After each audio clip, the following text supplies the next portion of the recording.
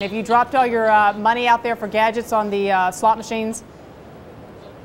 Not yet, not yet. Not yet. All right, give you a little time. Still early, though. It's still early. I have hope for you. Let's talk about this $100 washing machine. What do I get for that? Well, honestly, when I saw it, I thought it was a bread machine. I was confused as why it was out there with the washers. It's really, really tiny, maybe big enough to fit one adult-sized t-shirt. And Haier is expected to, or trying to introduce this to the U.S. with the aim of attracting a lot of these green parents, basically, who are switching to cloth diapers and spending a lot of money to send those out to be cleaned. That this is just big enough that they might be able to wash a few of those, cheap enough that, it's really almost an impulse purchase. And, could be potentially interesting for consumers. They said they're getting a lot of interest in it so far. Reminds me a lot of the changes in dishwashers where you had sort of mini drawers where you could do a small load of dishes. This sounds like people who can't wait to get all those diapers clean. They want to do a small load. All right, $100. Exactly. Now, the sleep clock, is this a clock that's going to help me get more hours in the day? Please say yes. I wish. But no, this is going to tell you, very similar to a lot of the gadgets we've already seen, it's going to track your sleep, monitors when you fall asleep, how deep you sleep, when you wake up during the night, and then you can see all of that data when you wake up in the morning. But the big difference here is that unlike a lot of the competitors out there, this says it's going to do it without you needing to wear some crazy sensor-laden headband to bed or something on your arm.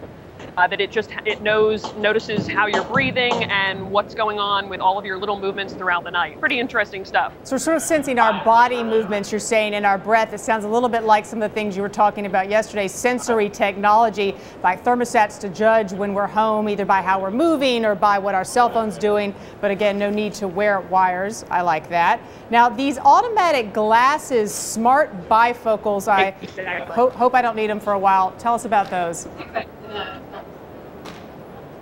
These are pretty cool. They're very expensive, I should tell you that right up front. They're $1,250. Oh. But basically what they do is if you have bifocals or progressive lenses, instead of having a lens that has those two parts in it at all times, and you're kind of either looking above one part or through the lower part, this has a button on the side of the frame where you tap it and it will automatically refocus for you. So you can wear just what looks like a distance lens 90% of the time. You need to go read something, you look down, you tap the button, and voila, you have reading glasses without needing to switch out the frames or have these extra vision components in throughout the rest of your day. And pretty expensive, but the company tells us that this is something where you might spend that much anyway on a good pair. Now you said $1,250. Do you have to charge these at any point in time? I mean, is there any sort of, I guess, plugging in of these glasses?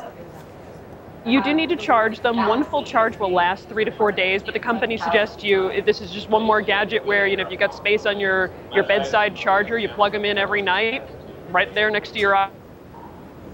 All right, one more thing I have to remember to charge at the end of the night, although I don't need bifocals yet. Very quickly, Whirlpool's smart washing machines and dryers. Tell us about those, Kelly.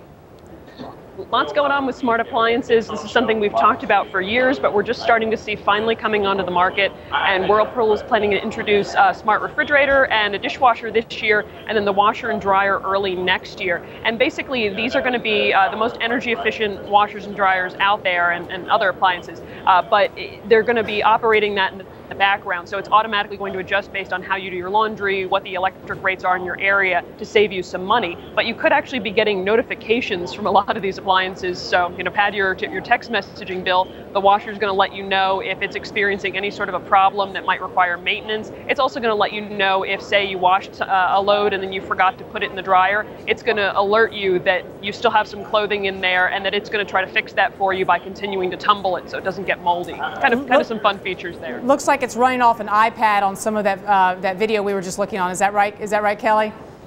Yes, that's true. You can actually use an iPad or any other sort of a smartphone to be able to control it remotely. So if you wanted to, set the dishwasher to start just before you were coming home, you could do that. Or as soon as you leave the house, you realize, oh shoot, I forgot to set the dryer. You can actually set that remotely, so you're all ready to go.